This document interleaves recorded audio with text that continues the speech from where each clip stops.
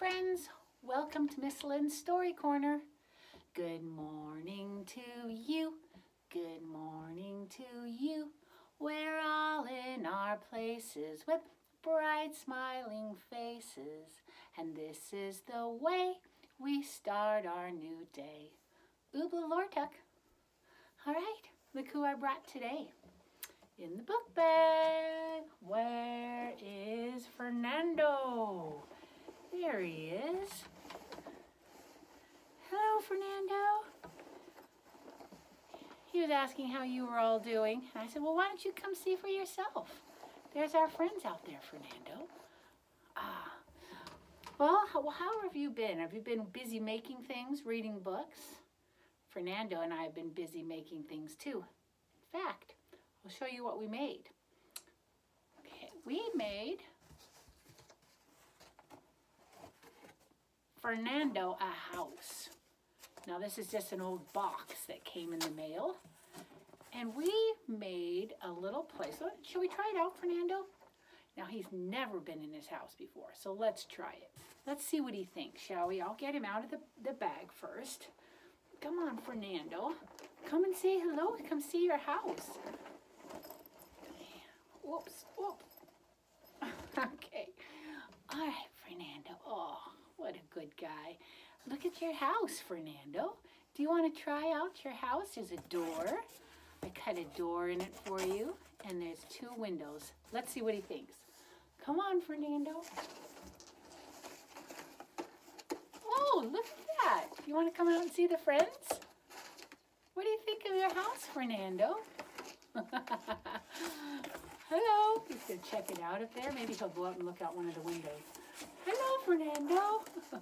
How about your ears? Where are they? There they are. Hello, Fernando. Come on back in. Oh, look. Oh, he's right at home in there. See that? He is so cozy in that little house. I'm so glad you like your house, Fernando. Hello. All right, Fernando, we brought a story about a house today. Would you like to sit in my lap or in your house to listen to it? All right, friends, I think Fernando will sit right here in my lap. Good morning. Good morning, says Fernando. I miss my friends. All right. Right here, Fernando. How about right like this? All right, the book I brought today is called The Little House. And it was written by Virginia Lee Burton.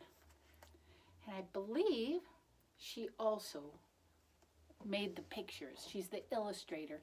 And down here is an award for the illustrations. That means for that year, these were some of the best ones. That the picture books that publishers made that year, this was the one that got the gold medal for the pictures. All right, so let me put on my spectacles so we can begin. The Little House by Virginia Lee Burton. And here's the title page. It says the same thing. Story and pictures are by Virginia Lee Burton. The Little House. Now, since this has lots of words, I'll read the words and then show you the pictures. I think Fernando will help me be reading the words as well. Once upon a time, there was a little house way out in the country. She was a pretty little house, and she was strong and well built. And the man who built her so well said, "This little house shall never be sold, not for gold or silver, and she will live to see our great-great-grandchildren's great-great-grandchildren's living inside her." There's the beautiful little house with, looks like the family waiting right there. And there's the chimney with the smoke coming out the top, trees all around it. I would like to live there.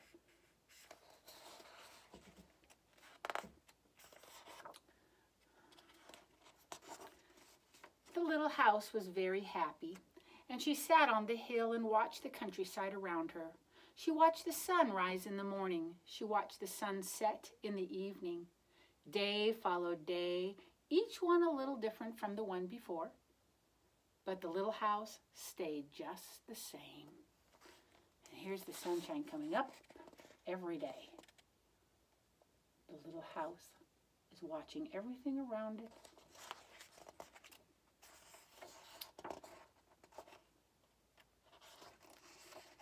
In the nights, she watched the moon grow from a thin new moon to a full moon, then back again to a thin old moon.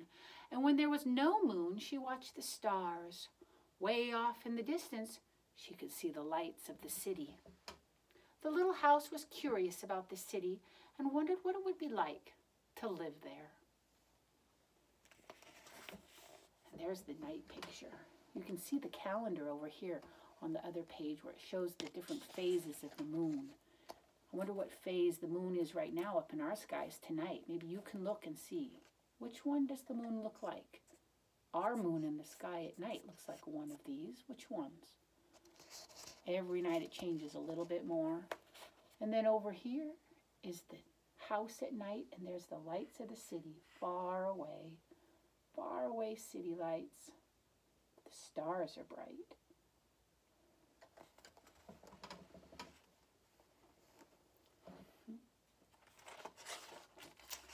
Time passed quickly for the little house, and she watched the countryside slowly change with the seasons. In the spring, when the days grew longer and the sun warmer, she waited for the first robin to return from the south. She watched the grass turn green. She watched the buds on the trees swell, and the apple blossoms burst into bloom. She watched the children playing in the brook. Those are some of the kinds of things that might be happening outside our houses right now. You finding more and more flowers? Can you hear the birds in the morning? Are these birds over here? Oh, Fernando.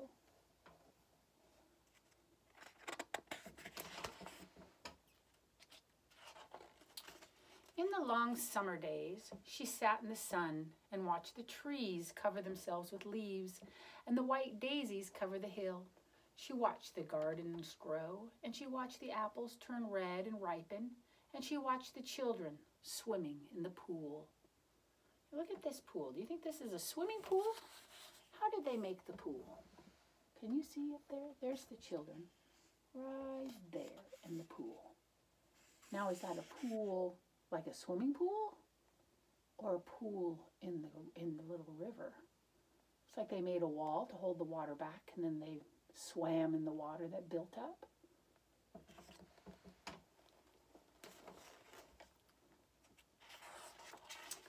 In the fall, when the days grew shorter and the nights colder, she watched the first frost turn the leaves to bright yellow and orange and red. She watched the harvest gathered and the apples picked. She watched the children going back to school.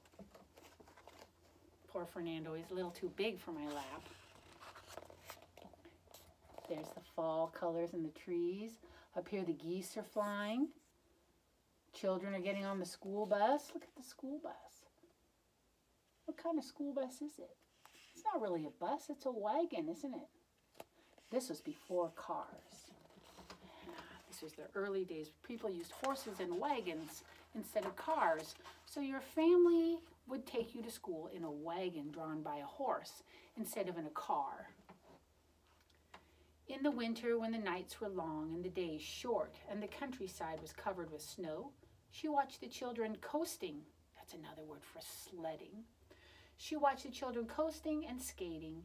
Year followed year. The apple trees grew old and new ones were planted. The children grew up. They went away to the city. And now at night, the lights of the city seemed a little brighter and a little closer. I think the city's growing. Here's a good wintry picture. Horses are pulling sleighs now because sleighs have runners for the snow. That's what you'd have to do without a car. Cars couldn't get through, wheels couldn't get through very well on a wagon. They'd have to put sled runners on. One day the little house was surprised to see a horseless carriage coming down the winding road. Horseless means no horse. So if it's horseless and it's a carriage, that was one of the early words for cars. Before they called them cars, they probably called them horseless carriages. Pretty soon there were more of them, all on the road, and there were fewer carriages pulled by horses. Pretty soon along came some surveyors, some workers, and they surveyed a line in front of the little house. And pretty soon along came a steam shovel, and they dug a road through the hill that was covered with daisies. Then some trucks came and dumped big stones on the road, and some trucks with little stones came. Then some trucks with tar and sand, and finally a big steamroller, rolling things flat. It rolled it all smooth, and the road was done. All right, so there we go. There's the road going right through where all the flowers were.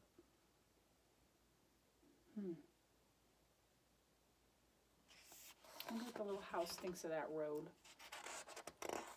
Now the little house watched the trucks and the automobiles. Whoops.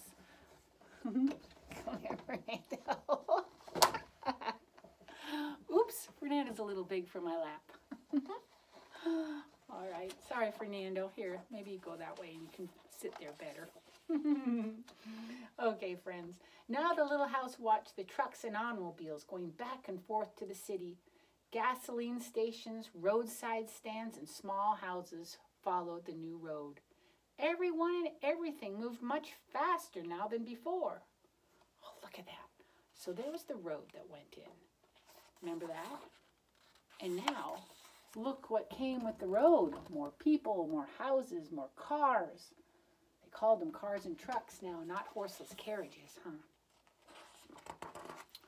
More roads were made, and the countryside was divided into lots.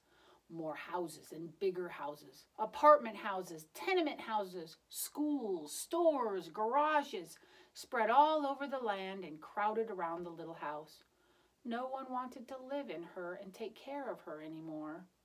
She couldn't be sold for gold or silver, so she just stayed there and watched. Why do you think nobody wants to live in her now? Probably all those buildings around and all those cars going by in front. It's very loud. Probably dark in there with all those houses, apartment houses, taller around her.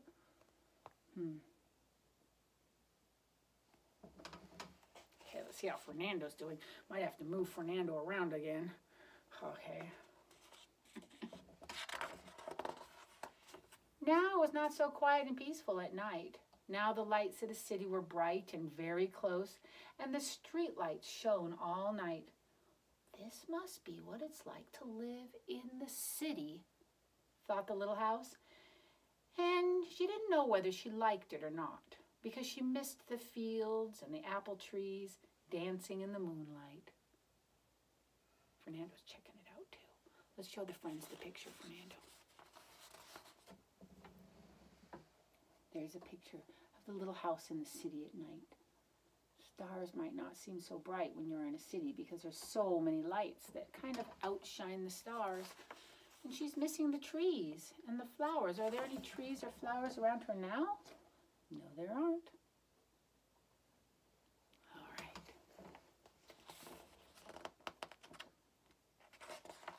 Pretty soon there were trolley cars going back and forth in front of the little house. They went back and forth all day and part of the night, and everyone seemed to be very busy, and everyone seemed to be in a hurry. So now she lives right in downtown city with the buses and the trolley cars. You see what a trolley car is?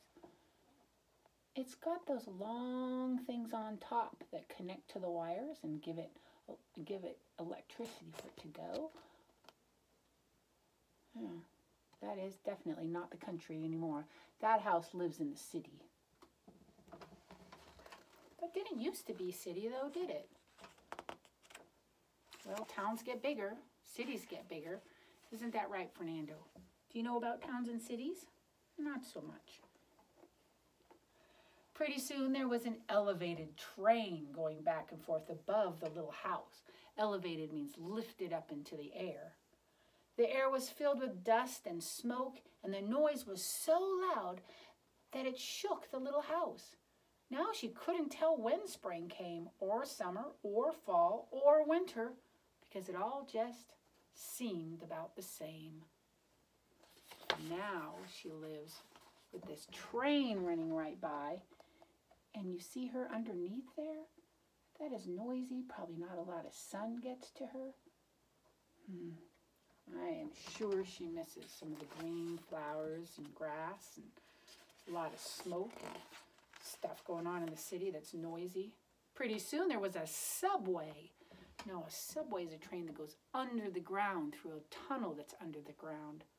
Pretty soon there was a subway going back and forth under the little house, and she couldn't see it, but she could feel it and hear it, and people were moving faster and faster, and no one noticed the little house anymore. They hurried by without even a glance, and a glance is a little look. Poor Fernando, he's so big, it's hard for him to stay on my lap.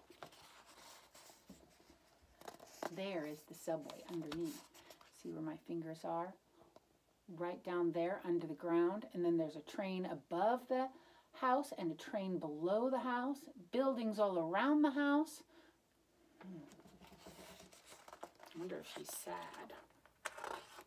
Pretty soon they tore down the apartment houses and tenement houses that were around the little house. They started digging big cellars. That means big holes in the ground, one on each side. And the steam shovels dug down 3 stories on one side, 4 stories down on the other side of the house. And pretty soon they started building up. They built up 25 stories on one side and 35 stories on the other side. Stories is kind of a funny word for a building. I think of it when I think of books. But in this case, a building that is 5 stories means it's 5 levels of people living or working on those levels. So they'd be living and working on this level, this level, this level, and this level, all the way up. All right, so here's building construction going on for those tall buildings with all the different stories. Every story is a level, and those are 35 and, what was it? 35 stories on one side, 25 on the other. Let's see. Yep. All right, so now, oh, this picture is really city. Now the little house only saw the moon and the sun when it was the highest in the sky. The sun at noon. She didn't see the moon or stars at night now at all because the lights of the city were too bright. She didn't like living in the city. At night, she used to dream of the country and the fields of daisies and the apple trees dancing in the moonlight. The little house was very sad and lonely. Her paint was cracked and dirty. Her windows were broken and her shutters hung crookedly. She looked shabby. That means dirty, broken. Though she was just as good a house as she ever was underneath. There she is. Only can see the sky through that little gap in the buildings above her. She can only see the moon. Oh, she can't see the moon at all. She can only see the sun when it's at the tallest point in the sky. She can't ever see the moon or the stars because they're not bright enough to outshine the city lights. Fernando's over there giving me a kiss. Thank you, Fernando.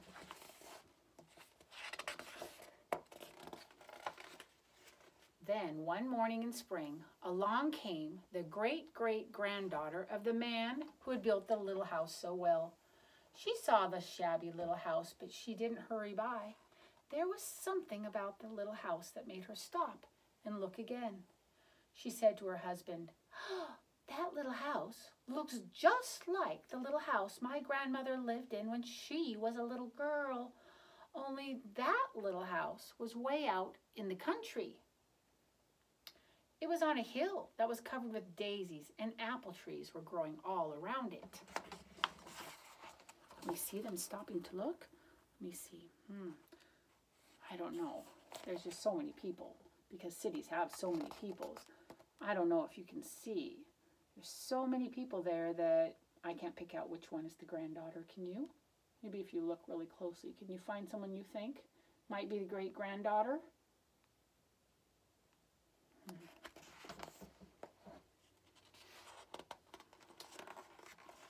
Well, they found out that it was the very same house that her grandmother had lived in, so they went to the movers to see if the little house could be moved.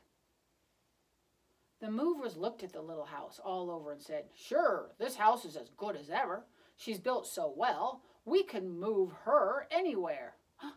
I don't know about you, but sometimes I've moved away from a house, but I've never had a house move. You can move the house to a different place? I thought just the people could move to a different house. So they jacked up the little house and they put her on wheels. Traffic was held up for hours. That means traffic was stopped for hours as they slowly moved the little house out of the city. Here she is on the trailer, which definitely has wheels, and she is going out from underneath that elevated train and away from the crowds and people. Where do you think they're going to move her? Where do you think, Fernando?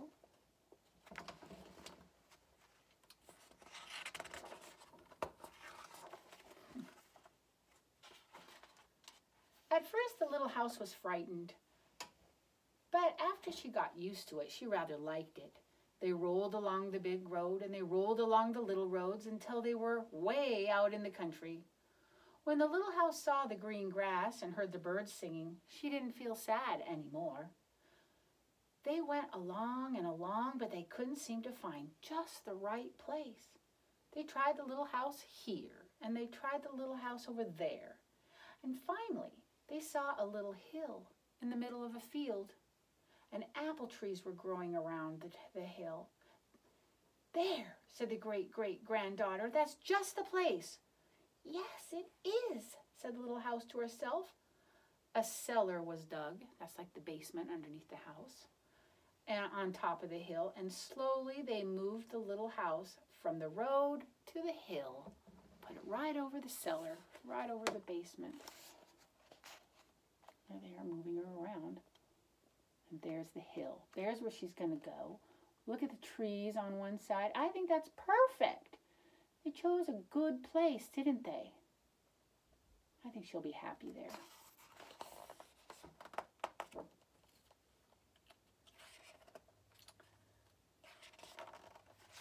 The windows and shutters were fixed, and once again they painted her a lovely shade of pink. As the little house settled down on her new foundation, that means the part that holds her onto the ground, she smiled happily. Once again she could watch the sun and moon and stars, and once again she could watch spring and summer and fall and winter come and go. Once again she lived well and was taken care of. Somebody lives in her now. I think houses probably like to have somebody living in them, don't you? Somebody celebrating Christmases, somebody getting up on Saturday mornings and having cereal, somebody who goes to sleep at night all safe in the house. I think that would make a house happy. Does a house really have emotions? Can it really feel happy, sad, mad, or glad? Probably not. But it's fun to pretend, isn't it? Never again would she be curious about living in the city. Never again would she want to live there. The stars twinkled above her. A new moon was coming up, and it was spring, and all was quiet and peaceful in the country. There she is, the moon and the stars overhead. I would like to live in that little house again, wouldn't you? I don't think I would have liked it in the deep, dark part of the city. All right. Well, that was a great story. What do you think, Fernando? Oh, poor little. He's not so little anymore. You know, Fernando used to be this big, but he's gotten so big that it's hard for me to hold him right here on my lap. And a lot of times during the story, he was trying to get comfortable and get all his legs on my lap at the same time. But he really liked listening to the story. He likes it when I pet him. He likes it when I talk to him. He's good company. Okay, Fernando, shall we show our friends what else we've been making? I think I'll put Fernando into the book bag, but before I do, I brought something. It's in my pocket, unless he nibbled and nibbled and nibbled. Oh, here we go. Fernando, I brought you some spinach. Would you like some? Yeah, there we go. Fernando's having a little snack. He loves spinach. Spinach is one of his all-time favorite things to be fed. He's very happy to eat this spinach. Let's see if I have any more in my pocket. I do. There's a couple more leaves. Okay, Fernando, would you like to eat that? Let's go right up and see our friends. Here you go. Want to eat that? Oh, maybe he's not hungry right now. Maybe back in the book bag. All right, Fernando. Let's have you get back in the book bag, and then I'll show the friends what activity I thought they might like doing. Okay, Fernando. In he goes. Good job. All right. Fernando will just be right over here on the arm of the rocking chair in the book bag waiting. He likes to be cozy in there. And you know what? I'll put the spinach leaf in there too. All right, let me carefully bring my camera over and show you what I have over here.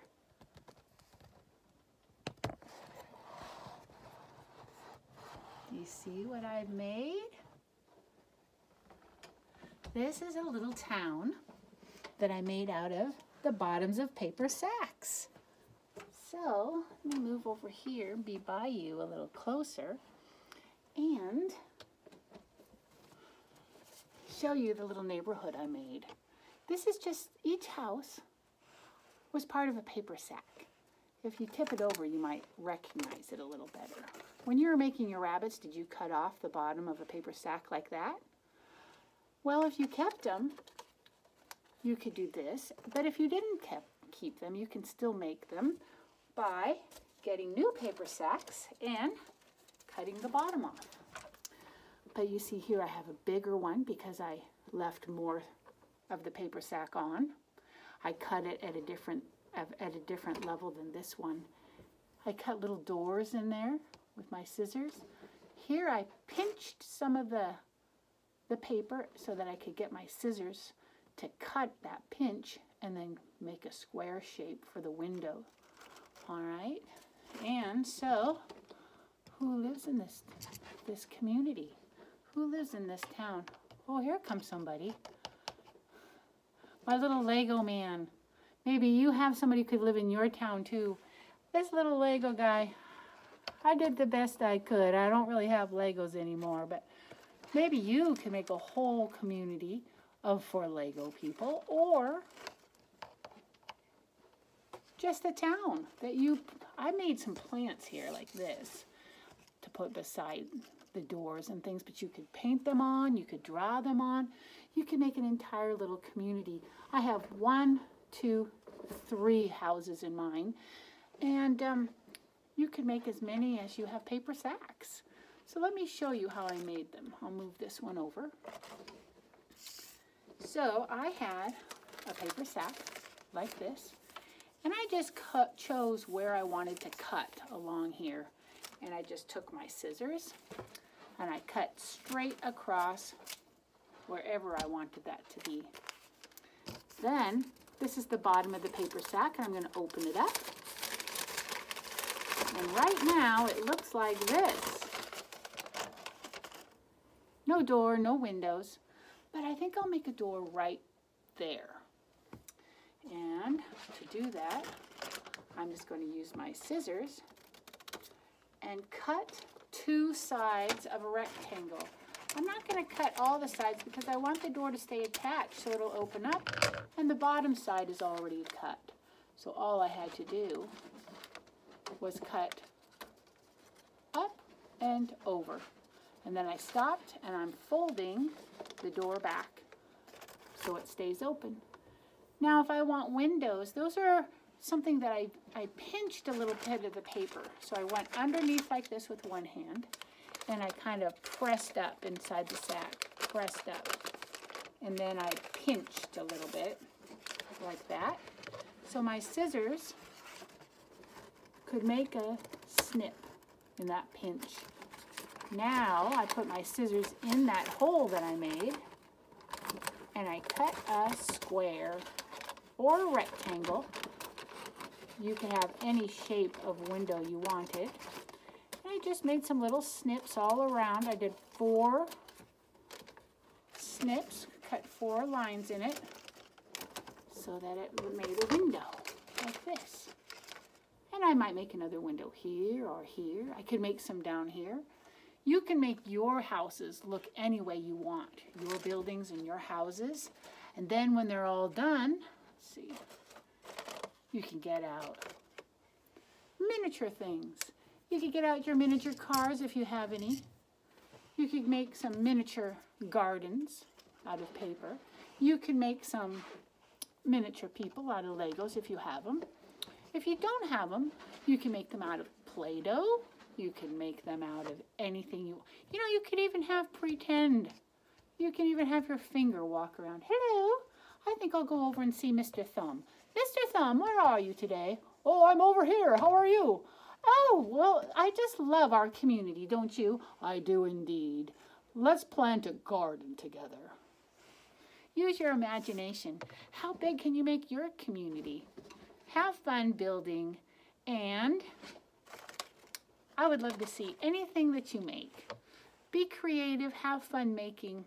And now, friends, it's time for me to say goodbye. Shall I bring Fernando out here to say goodbye with me? He'd be a giant bunny in our community. Shall we try it? What do you think he'll think of our town? Let's try. You can sing the goodbye song with me while Fernando checks out the town. Ready? Now it's time to say goodbye, say goodbye, say goodbye. Now it's time to say goodbye. See you later.